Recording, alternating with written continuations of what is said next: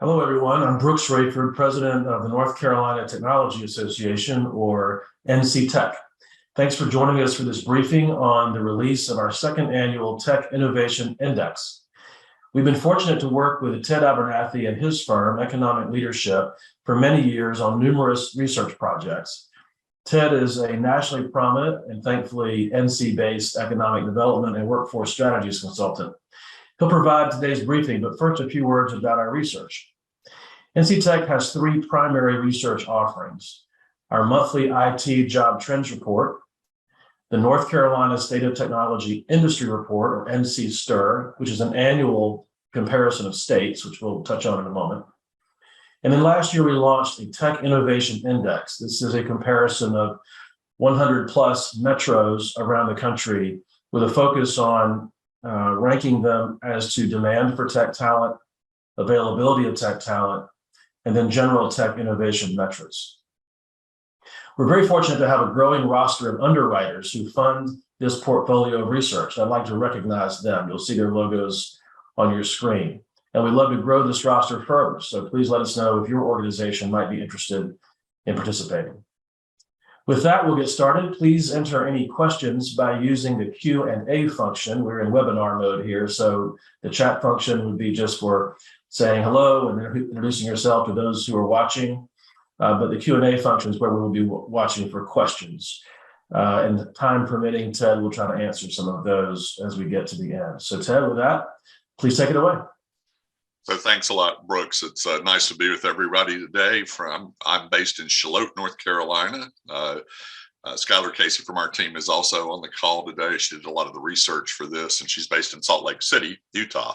So as we start talking about indexes, you're always struck with the fact that you're going to have a lot of data thrown at you. And what we try to do when we do data is to provide context around that data. That's what makes it important. That's what makes it informative to people.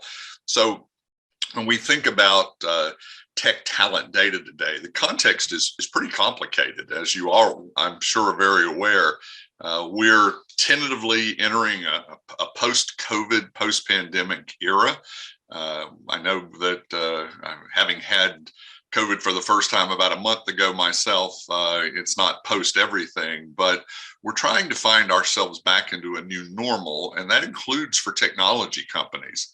We're living in a geopolitical world that is complicated and is beginning to really impact technology companies in a way that we haven't seen in a while. We had announcements this week about American chips in China. We obviously still have the Ukraine situation that's impacting defense and other things. And so we're living in a world where we're trying to figure out what's new after COVID, what's new in the world, and how is technology going to be shared with what is changing globalization. And we're doing so in a time when technological change is hitting all of us. And that's everything from a shift to electric vehicles to more personalized medicine. And we could go on and on about the technological shifts and what is the next technologies that are coming out. We're lucky that North Carolina has been in the forefront of a lot of that for a long time. But even then, there's a technological underpinning of what are the next companies, what are the next applications. Is our company going to be that place? Are those companies that are in North Carolina going to be part of that? And then overlaid on all of this, maybe the most talked about piece of information. We do a lot of work in workforce all across the country, and everywhere we go, there's staffing issues. Talent is by far the leading discussion items in economic development these days. It's not just here either. The Boston Consulting Group had a new report out that is predicting shortages of people all over the world by the end of this decade. Some are acute now, like ours. Others are building, like China's and Brazil's. But we are going to have a time where talent becomes more and more the rule. The Site Selection Guild, the people who locate properly when someone's thinking of opening a new company or opening, expanding somewhere around the country. They typically have site selection help. This past week, they put out a new report along with DCI out of New York. 92% they thought what the deciding factor on where new investment was going to be from where they can find talent. And so when we started this a couple of years ago with Brooks and his team, we knew workforce was a key. We knew business climate, infrastructure, those things are keys. But I think it's safe to say that there's never been a time in our history when talent was more important. This is from the site selectors. It's the most important factor around the world. There are shortages everywhere in the U.S. Our immigration policy constraints are part of that. The ability to train and retrain people up is part of that. And we're blessed in North Carolina with a great community college system, but retraining continuously has become a real issue. And then if you ask companies around the country, the diversity, equity, and inclusion initiatives are really impacting their ability to attract and retain talent. So big contextual part of this. And I don't know if we're in the great reflection or the great realignment or the great but talent's changed. And I think it'll be interesting for all of us that try to anticipate the future as whether or not there has been a fundamental reflection on people and their, I think, collective desire for more meaningful work, for more flexible work, and what that's going to mean to companies as we go forward. The final piece of that context is that when we look at cities or metros in North Carolina, we're also looking at them in North Carolina. So every state in America has certain strengths and weaknesses, and then down to the metro area has certain strengths and weaknesses. We do the state of technology report, the STIR report, every year for the last 9 years now for NC Tech. And last year, when we looked at it, there were a couple things that jumped out. The first is that there's never been a time where North Carolina's rankings in terms of being a good place to do business had been any higher. Along with Texas, we're the only state in the country that scores in the top 5 on all the major ranking groups, and number 1 in CNBC this year. So our metros operate in a state that is routinely ranked as one of the best places to do business. Last year, our numbers were that we had over 275,000 people working in the tech industry in North Carolina. That was up from the year before. 22,000 plus technology companies in the state. That's been growing every year by a percentage. And last year was the biggest jump we had. Over 6,200 net new tech companies. I know there's some churn, but net new tech companies over the last 8 years, and to get us to that 22,000 range, that's adding a third more companies to our total than we had just a few years ago when we already knew we were one of the top tech places in the country. We're not even. If you look at where the employment is in the 4 general areas that we look in technology, we are a major player in life sciences with over 90,000 employees, and we're a major player in IT, and IT's hardware, software, communication equipment. 144,000 people. The growth over the last 5 years in those 2 sectors and in the environmental tech sector have been really strong. If we look at the wages, one of the reasons that tech jobs are so coveted across the state and the country is even when you take purchasing power into account, North Carolina's tech categories are all over 100,000. Energy tech 150, IT jobs 143. That's still below the national average, which still gives us a competitive advantage. But it is obviously they're great jobs, and those jobs have a huge indirect and induced impact on the local economies where they are.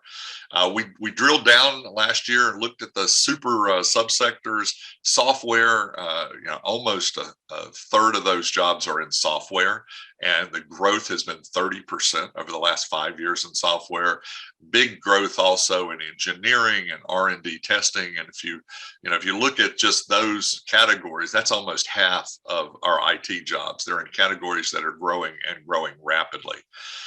We always make the point, though, that everybody in the tech job isn't in the tech industry. In fact, only about a third of the tech occupational jobs, people who actually do technology as their occupation, are in tech industries. And so when we're talking about tech workforce, obviously we could all name a group of tech companies that need people, but we could also name lots of companies in finance or in construction or in retail or anywhere else where they need technology support jobs also.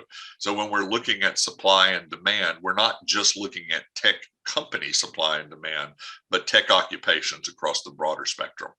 And number one occupation in the last report was software developers and quality control and testing, and almost 50,000 jobs in the software industry with a lot of growth there. So we have a context of what's going on in the state. We know that tech jobs have spread out further and further across the state, so that about half our counties now have a major technology presence.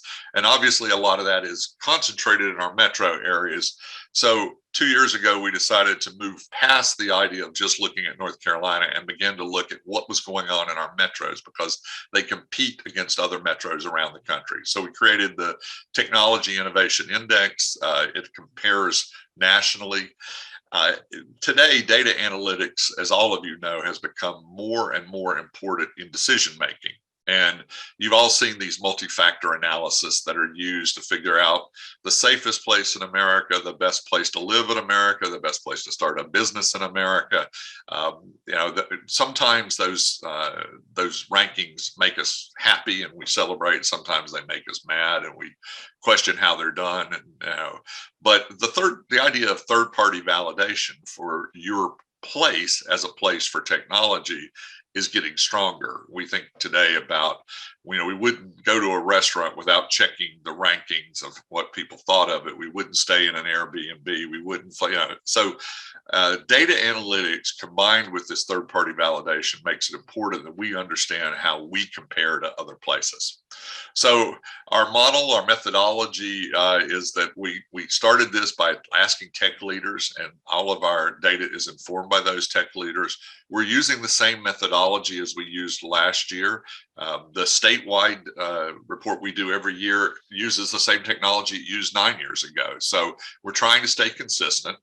As Brooks mentioned, there are 3 sub-indexes, and they're weighted based on input from tech leaders. There's a tech talent supply, there's a tech demand supply, and then there's an innovation indices that each of these have 7 different factors built into them, so 21 overall factors. And then we looked at the top 100 populated MSAs in the country, and then we added 5 additional MSAs from North Carolina, so a total of 10 in North Carolina, 5 that were already part of the 100 most populous, and then 5 that weren't, so that we would look at 10 and a little bit more in North Carolina. And as you might imagine, those smaller MSAs might not score as well, but we wanted to see how they did, and some of the findings are a little bit surprising. So overall, first overall chart here is the top metro ranking in the overall index in the country. And if you read the list, there's no surprises of places that are really good for technology. The top 5 are Austin, San Jose, San Francisco, Boston, and Seattle. That wouldn't surprise anybody on the call here today. Those are all places that are known for their technological input. And then Durham, Chapel Hill MSA, as I think most of you are aware, the Durham, Chapel Hill MSA and the Raleigh-Cary MSA are 2 different ones, just like San Jose and San Francisco are 2 different ones in the Bay Area. But On its own, Durham Chapel Hill finished 6th this year in our rankings. Raleigh Cary finished 8th. And then rounding out the top 10 is San Diego, Washington, and Minneapolis. Again, no surprises in the top 10. One thing just to note is Seattle was number 1 last year using the same methodology. It's now number 5. So there was a little bit of a drop there, and that's something that we look closely at. Durham was number 6 last year and remained there. Raleigh was 7 last year, dropped to 8, but that's certainly just a slight drop. When we look at all 10 of the metros in North Carolina and their rankings of the 105, in addition to the Durham, Chapel Hill, and Raleigh Cary, the Charlotte Metro finished 28th, Wilmington 54th, Greenville 73rd. It was not ranked in last year's ranking because we did the top 10, and because of a population change between Jacksonville and Greenville. Greenville popped in this year. And then the rest of the MSAs in North Carolina and their ranking among the top 105 metros that we did analysis on. Interesting fact here is Wilmington jumped 6 spots to 54th. And given the size of Wilmington, that's a big jump and a really good showing. Winston-Salem still ranked in the 80s, but jumped 8 slots moving forward, and Asheville moving up a little bit. So most of the North Carolina metros are moving in the right direction. When we look at the individual indices, the 3 of them, what we put in here for all of you when you get a copy of the report is the different factors that were used. And again, these were informed by advice from tech companies. So we looked at tech workers, math, science, and statistical degrees. We looked at STEM education completers, the number of online profiles with tech skills, bachelor's degree or higher, HB1 visas, and diversity of tech occupations related to the overall. This was a way of trying to get toward what the overall tech supply is. So the next group of slides are about tech supply. And if we look around the country, San Francisco, Seattle, Boston, San Francisco, Austin, same grouping at the top. The Raleigh-Cary Metro turned out to be number 6, the Durham-Chapel Hill number 9 in the country. So strong showings in the availability, the supply of workers in the triangle and both the metros within the triangle. If you look around the rest of the metros, Charlotte finished 24th, a real strong showing. Wilmington in the top half at 47th. And you can see the rankings of the rest of the supply measurements among North Carolina's metros. When we go through other factors, you're going to see that many of our metros have strengths that are in component parts of this, but those strengths have not resulted in their scoring higher on the charts as we look at them. When you look at the workers per 1,000 adults, the tech workers, the numbers jump out at you immediately that the Raleigh, Cary, Durham, Chapel Hill, and Charlotte, and I'll say Charlotte, Concord, Gastonia. I grew up in Gaston County, so if y'all will forgive me, I'll shorten a few of the metros to save some time. But the Raleigh, Durham, and Charlotte metros have the most workers. Past that, you end up with a lot of Greensboro, Winston-Salem, Wilmington, Greenville, Fayetteville, all with roughly the same, and then fewer tech workers in the Asheville and the Hickory marketplaces. We look at the degrees. Again, the top 3 remain pretty consistent throughout this whole report, with Raleigh and Durham, Charlotte near the top, Wilmington, Greensboro coming up there, and then the rest of the metros in the state. When you look at STEM education completers, and this is as a percent of per 100 adults, Greenville, North Carolina scores at the top. There's been a real concerted effort down east to get STEM completers, and they have scored higher on this. And I think that is interesting and lays the foundation for growth in Eastern North Carolina and the Greenville area. Then Raleigh, Durham, Greensboro, Wilmington. So some of the other MSAs scoring a little higher on this. When you look at skills, the online profiles that we have, and we have the ability to look at those online profiles with tech skills, Again, this is one of the reasons that if you have enough adults and they're online, they're going to show up with these skill sets along the way. Number of people with a BA or higher, we know that several of our metros in North Carolina are among the most educated metros in the country. Raleigh and Durham score high on that. Wilmington and Asheville also very high than Charlotte. That ability to have a BA has been driving the needs inside tech companies. Some of that is changing now, and certificates and other things are more important. So that's why we look at those skill sets that are online. This is H-1B visa approvals per 1,000. So bringing in immigrants with the skill set. You can see this one is disproportionate in the Durham Chapel Hill area, really high number, less in Raleigh and Charlotte and Wilmington, and then a lot less in some of our other metro areas. So this is a place where I think Durham and Chapel Hill and the Duke and UNC work closely together and end up with more immigrant workers than anywhere else in the state. And then finally on this, the Tech Diversity Index. This is measuring which workers in technology have a more diverse profile. And here you get the exact opposite. You get Asheville and Hickory and Winston-Salem leading the state. So more diverse tech workforce there, less so in some of our larger tech hubs, an area that I know every year when we do the state of technology, we finish among the top 1 or 2 or 3 every year in the percent of women that we have in technology work across the state, but not as well in diversity. So it's an area that has a big upside for the state, and maybe there's something to be learned from some of the metros that have been doing a better job. On the demand side, which is 35% of the overall, we looked at the depth of technology. So we looked at occupational quotients. So LQs are a measurement of how much technology there is in your area compared to how much there is on average in the country. We looked at unique job postings with tech skills. So companies that are putting out job posts in an area, the median job posting duration, how long does it take to fill those kind of jobs, cost of living adjusted for tech wages, annual openings overall for adults, the competitive impact of tech job growth beyond what is happening in the US, and then the turnover rate, how fast tech workers turn over.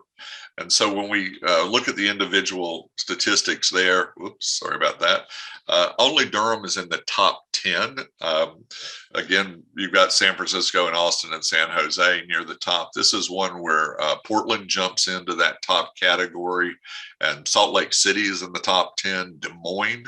So this is an area with a little bit more diversity than you might think. So there's a high demand in a lot of new MSAs. And this is a trend of tech diversification that there's a lot of federal efforts around. And we're beginning to see the front end of these challenges all over the country, that the established tech hubs, most people know, and again, that top 10 is not a surprise to anyone, but Brookings Institute did a study a few years ago on the idea of trying to encourage technology workers into other places. We're also seeing affordability be an issue, remote work being an issue. So the demand in places other than the top places is probably something we should keep a really close eye on as we go forward. Again, number 7 for Durham, Chapel Hill. Charlotte finished 21st on this demand, ahead of Raleigh at 22nd, and then Greenville and Wilmington both pretty high, and Winston-Salem on this. So there is a spread on the demand side. I'm sure that there's a struggle on the supply side in some of those other metros. When we look at tech worker location quotients, Those top three have by far the highest concentration of tech workers compared to the national average. Nobody else in North Carolina is above the national average. In fact, nobody's above the 70th percentile of the national average. So we do have a fairly high concentration, but to have a state with 3 technology hubs is also something that's fairly unusual. And I think California being the only other state that has that. Next thing is unique job postings with tech. So Durham and Raleigh at the top there, then Charlotte, a big drop off on those unique job postings as we go down, but they tend to be growing in every case. So if we're doing this report in 5 years, my guess is that a lot of other places in North Carolina will see their numbers begin to rise pretty significantly, because technology is permeating a lot of our metro areas as a place for new growth. Median job postings with tech in it, and this is an interesting factor, because it's the days that you have how long the skill duration is in days, and near the top, as you might expect, because they're not as depth of supply, the demand is still there, but we're not having as many workers. So it takes a little longer to fill those slots in other places. Down at the bottom of the 3, that takes a little less time to fill those slots. So overall, finding the supply to meet those demands in some of our other metros would be a key. When you look at hourly wages, this is adjusted hourly wages. Durham, Chapel Hill, Charlotte, Raleigh near the top of those, but high wages overall across the state. If you're in Winston-Salem and 45 something an hour translates into mid $90,000 a year range. Tech jobs provide great jobs across the state in every one of our metros as we go forward. The annual tech job openings per 1,000 adults. This is why the demand's out there. Again, the other metros in the state are growing in this, but very heavily in the Durham, Raleigh, and Charlotte metros. And then the competitive effect. This is how you're growing even above what would be expected based on national trends. And the standout here is Durham's growth, really explosive growth going forward outside of the growth within the industry. But look up also Asheville, really high growth there. Greenville, Winston-Salem. This is where we're beginning to see the movement of new centers of technology across the state. And this is one of the factors we'll be watching the closest as we go forward. When you look at the turnover rate, the lower turnover rates are in Fayetteville and Greenville. You don't have as much churn going on among tech workers. Down in Charlotte, a big churn, so you're looking at 50% turnover a year. You can see the overall ranks here. So trying to maintain some of your tech workers, turnover is partially a reflection of how much demand there is, how many options there are in a community. But most of us don't want to see that turnover in our businesses because we're forever having to hire new people. And so having a lower turnover rate gives you a stability that over time, I think, will be a strong indicator of technology growth. Finally, the first two are supply and demand. The last piece of this is innovation, and innovation is the foundation, if you will, the structural competence of the state. So are we doing patents at a high rate? Is there higher education R&D? Is there business funded higher education R&D going on in the state? Do we have the number of SBIRs and STTR funding that allows for new innovation? What's the business dynamism rate? That's the opening versus closing. Are we opening a lot of new businesses versus their closing? How many new applicants are there for businesses from adults, and then the business R&D as an overall percentage. So you're measuring whether or not there are the foundational things to encourage technology growth going forward. And this is an area that North Carolina has traditionally been very strong in. When you look at the overall rankings, Austin finishes first, and we do work across North Carolina, and Austin typically finishes first among metro hotspots in the country, and that's a little annoying, but it does happen a lot. But the Raleigh-Cary Metro and Durham-Chapel Hill finished second and third here. Again, you've got typical San Diego, Boston, but then Provo, Utah finishes in this group. Philadelphia, which has other things working against it, or I think it would score higher in a lot more of these things than San Francisco, New Haven, Connecticut, and then Houston, not a place we typically think of as an innovative hub, but this is the type of foundational things that you look to try to see where the next competitors are going to be. Around the state, Winston-Salem finished in third position here, Wilmington, and then Greenville. Charlotte, 73rd among the group, a little lower than we would traditionally think. So this innovation piece is more spread out. And you'll see the reasons for that. If you look at patents, the schools in Raleigh and Durham and the Research Triangle Park drive a lot of that patent activity. You see them at the top. Winston-Salem is there. Wake Forest certainly has a contributor there. But then Hickory, a place that we might not think of as that innovative sometimes, but you see a lot of business innovation there, a lot of new businesses. When we're looking at the higher education R&D, Duke and the University of North Carolina sort of overwhelm this data point. You see Wake, you see East Carolina, NC State show up heavily at the top of this list. This is not something that, if you do not have a R1 research university, it's pretty hard to show up high on this list. But business funded R&D, and they're funding higher ed to do research. Again, Duke and UNC Chapel Hill are a big part of this. We're lucky that their impact reach all over the country. NC State near the top, again, East Carolina, Wake Forest, and not as much business funded higher education in some of our other MSAs. You're looking at the SBIR and STTR funding per capita, heavily dominated by those research universities, but also pretty strong up there in Hickory.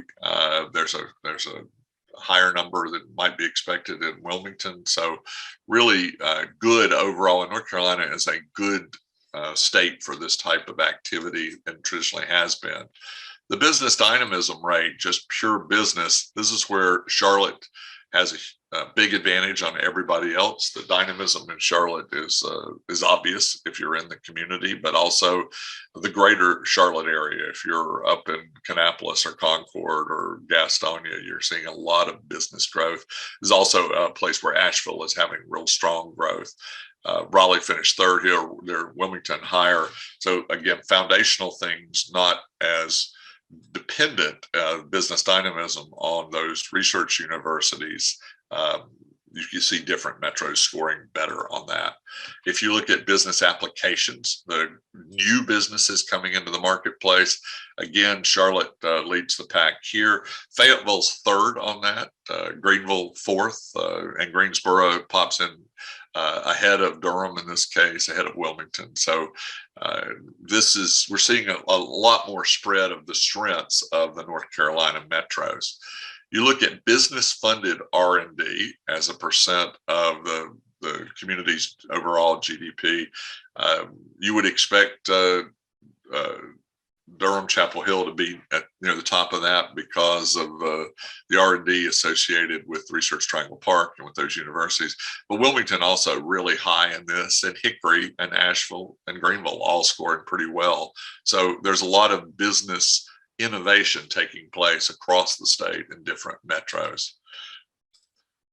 Let's see here. A chat popped up for me, so I'm gonna try to get that off here. So when we look overall at the data we got, we take away a few things from it. The first is that there wasn't a lot of overall rankings change from last year's report. A little mix at the top, but not too much. And for North Carolina's metros, they stayed relatively close to the same area. Durham, Chapel Hill, and Raleigh, Cary, and Charlotte are all among the national leaders in technology. I think we knew that going in, but no matter how we measure them, those three areas of the state carry a lot of our technology momentum going forward. Wilmington and Winston-Salem both improved 6 and 8 positions respectively and are moving up the tech group. And I think that overall that's one of the messages we would have is that technology is beginning to permeate a lot more of the state. You're seeing the strength of the three MSAs continue, and we want them to continue, but spreading out with new opportunities around other areas is something that the data definitely shows. And the different metros have really specific strength. Greenville led in STEM grads, and they had substantial R&D. Asheville and Hickory had strong tech diversity in their workforce. Asheville and Wilmington had high business dynamism rates, and Fayetteville was a low turnover rate, had more stability within its technology. So overall, what we took away from this year is that North Carolina remains a tremendous place for technology. In our work nationally, we see that tech is not growing everywhere. We do work in several states where the number of technology jobs have actually shrunk over the last 5 years. We like to, in our head, we think technology is permeating everywhere and therefore tech must be growing everywhere, but it's not true. There are places where technology is beginning to atrophy in those states. And so keeping North Carolina going forward in what makes us a great technology state is really the key to our future. We know that we have strong population growth and leading universities, and we have an outstanding quality of life. We're able to attract new workers into the state, but we also have a competitive cost of living, a top tax climate and business climate. Our infrastructure is reliable. The energy grid is reliable, and for tech companies, that's imperative.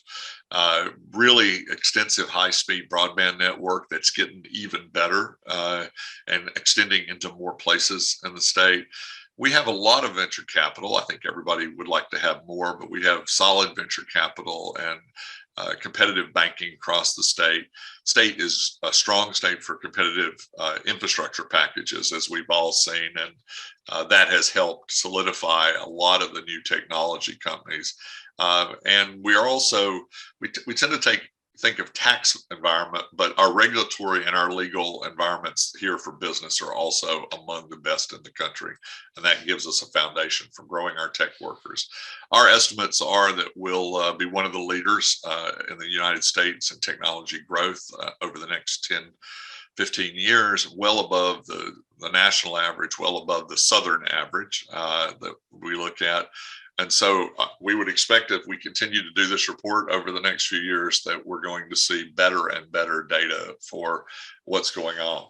I want to finish just by saying that as we go past the pandemic, there is a lot of new ripples, things that are going to be part of our future going forward. That third-party validation is a piece of that. But affordability became more important during the pandemic, and North Carolina remaining affordable with its high quality of life is a key. Reshoring, making sure that our companies can bring their supply chains back in, is part of our future. The infrastructure funding is such that we're going to see broadband in a lot of places. The federal government has put a lot of money in, as has the industry. You're going to see billions of dollars invested in new infrastructure funding in broadband alone in North Carolina, not to mention everything else. And that's going to allow technology companies and companies in general to spread across the state. The supply chains for those companies are going to be important, and that's a key part of what economic developers are going to be doing. The geopolitical competition will change some of the rules. You can expect a tit for tat with China, with Russia, with the EU even, as we try to protect our geopolitical position. Technology companies are going to be impacted greatly with different rules, different standards, different regulations, and that'll cause them to need to be in places where they have freedom to make a lot of changes.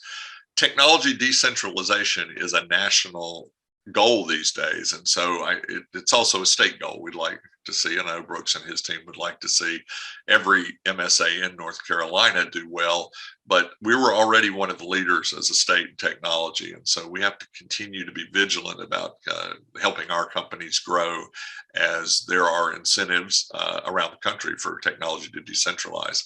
And then finally, the talent wars aren't going away. There's no data that exists that suggests that we're going to have a lot more people as we go forward. We're going to automate heavily, but we're going to be competing for talent every day as we go forward. And as we compete for talent, there's a study by DCI recently that looked at the talent wars and what people are really looking for. We have to maintain our cost of living and I know pricing went up pretty dramatically recently. This isn't about inflation. This is about overall cost of living, and housing availability and affordability is going to be a key. Keep worrying about making sure our crime rates and our safety is as high as it can be. Healthcare has to be there. We have to continue to want new people in our state and be friendly toward anybody coming in. Our climate is a strength for us and our outdoor recreation, but we can never forget that when talent's looking, they're using those same analytics and those same third-party validations that businesses are using. And so we don't want to lose track of that anywhere along the way. So that's today's report. I'm going to turn the screen off, and Brooks, maybe we can see if there are anything else that we can answer as people go forward.